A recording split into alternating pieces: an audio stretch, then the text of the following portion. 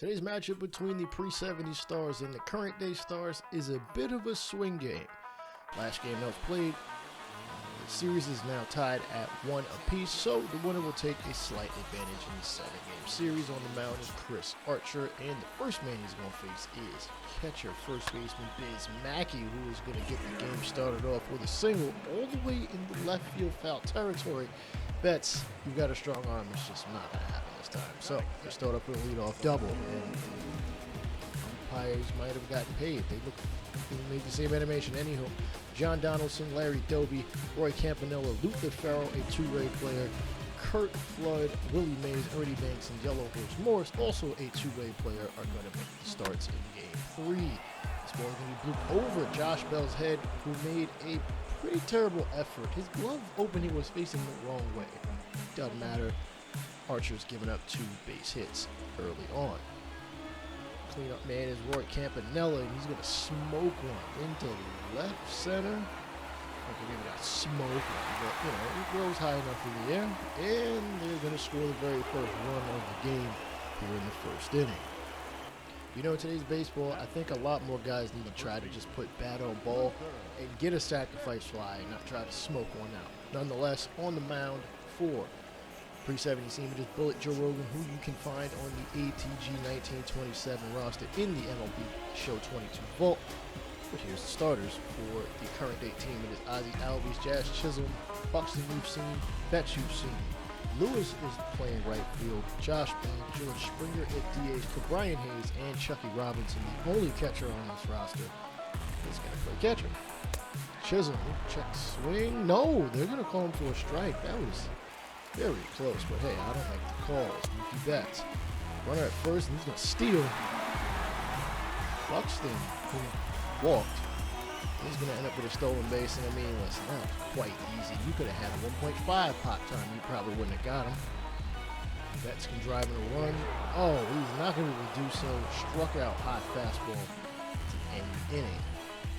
Kurt Flood, center fielder today, is going to get a base hit. And as you see in that bottom graphic, Kurt Flood needs to be a Hall of Famer. There's really no way around it. I know the Hall of Fame tends to be reserved for people who are great players. He was good, but he is such a contributor to the game as far as free agency is concerned. I needed to make mention of it. Willie Mays walks, but Yellow Horse Morris is going to strike out, reaching for a slider. That is one of Archer's better pitches. And here's going to be a pop-up to the new MLB 23 cover man, Mr. Jazz Chisolm, who will make the final out of the second inning. Farrell's going to lead off the top of the third with a run on second. And he's going to boot this one in the center field. Buxton, he's not even going to make an chance to throw over home. Pre70s team leaves 2-0. Kurt Flood going to hit one to right field, but unfortunately that's going to end the inning for his squad. Not without Luke Farrell getting a run. Jazz Chisolm leading off the bottom of the fourth, and he hits this one deep to right. I think that hit the lights. None of them got knocked out, but I think that hit the lights. And his first home run of this here. Oh boy, he stole somebody's move with that Euro step. Oh well. Biter's gonna bite. Buxton, unfortunately, faces Bullet Joe Rogan and can't catch up to his heat. Betts gets a second opportunity against Bullet, and unfortunately, he's got nothing to protect him. No bulletproof vest using that bat. His 5th strikeout of the game for Wilbur, Bullet Joe Rogan. Ground ball at first, and then you know what? He's making pretty good work out of this team through 4th. Not without giving up a long ball to Jazz Chisolm. Archer back on the mound, already got it out, and Farrell's going to bloop one in the left field, giving the Pre70s team a runner on. Oh, maybe he thought about second, not sure. Campanella 2-2, chopper, pass, Bell, diving attempt. They'll have 2 base runners on. It's a shame they couldn't do anything with it. Hayes gets it, goes the short way to second, that shows him for the final out here in the 5th. Coming out of the bullpen, it will now be Joe Ross, who in this tournament has a .208 ERA.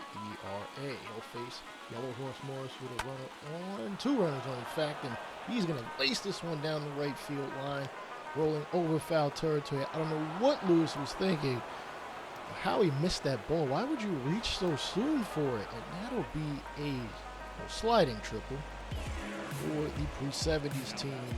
They are up 3. Bismacki can drive in a 5th run. He's going to chop it to second, and because they're going to have to go a long way with a underarm toss, he will get a 5-run lead. 7th inning, Larry Doby is going to smack one into left center field into the gap. Neither Buxton nor Betts can get it. Buxton just staring at him. I don't know, why would you stare at him? Go after the ball. If you don't get it, get out the way. Farrell driving the 6th run. Ooh, swing and miss and a devastating slider. I don't know if I've ever seen a slider that nasty from Ross. But hey, good for him. Kurt Flood, chopper to short. But Brian is going to snatch it up himself, throwing it first. We'll get into the 7th inning. Does the current team have enough offensive firepower in it? Let's see. I mean, jump to the 7th as one is already away. Lewis smacks one opposite Taco. Oh, just off the top of the wall. Oh, man. If only it had gotten out, it would have guaranteed the run. But now someone else will have to do so. Here's George Springer. He's going to smack one up the middle. And is he going to be able to do so? The throw from Flood, it is not, well, it's in time, just not on the money. It's 5-2. Back to the top of the 9th as, let's be real, they didn't do much. Current day stars, Larry Doby, oh, smokes one to right field. That one might be the dagger. But the current day stars do get to bat in the bottom of the inning. So it isn't completely over. It's just going to take a nice string of hits. Speaking of which, Byron Buxton will lead off full count. And he will work the walk against Mudcat Grant. Now Betts has got an opportunity. Maybe a hit and run. Oh, no need to run. Who can walk home? Hits this one just inside the foul pole in left field. Cut the deficit in half. It is 6-4. Are we going to see a comeback? I hope so. The man in front of him who will face off against double duty Radcliffe will be Kyle Lewis. Might have defensively cost this team a run, or else, you know, it might have been a little closer. We'll see. And ooh, that was a strike. In my eyes, that was a strike. Josh Bell, 0 for 3. He's going to smoke a curveball to left field, but unfortunately, it is going to be caught. Runner first going to have to retreat back. Oh, man, he overthrew his recipient. Now, time run will come to the plate. Oh, no. We are going to see the reigning defending MVP in the American League, Aaron Judge, come off the bench. He's got a full count with Brian Hayes on deck. Hopefully he can smack one out and won't need to worry about this.